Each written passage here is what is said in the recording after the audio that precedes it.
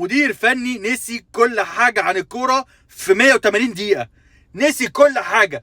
المشاكل اللي عند الاهلي هي عند مارسيل كولر كل ماتش من اول الموسم، وكل ماتش بنطالب يا اداره غيروا لنا الراجل المعفن ده، ونفس المشاكل هي التغيير بيجي دقيقه 70 ايا كان النتيجه عامله ازاي، وايا كانت المشكله اللي عندك. منزل لي 3 تغييرات في الدقيقه 90 يا معفن يا معفن.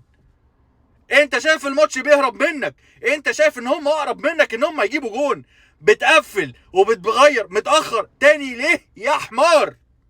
يا حته حمار بتقفل ليه؟ او يا بتغير متاخر ليه؟ كفايه بقى. مطلع لي امام عاشور ومحمد هاني. انت عملت ايه اللي انت بتعمله ده؟ ايه اللي انت بتهببه ده؟ اطلع بره، اطلع بره. انا مش عايز ده مدير فني للنادي الاهلي، انا مش عايزه. بلاش قرف بقى.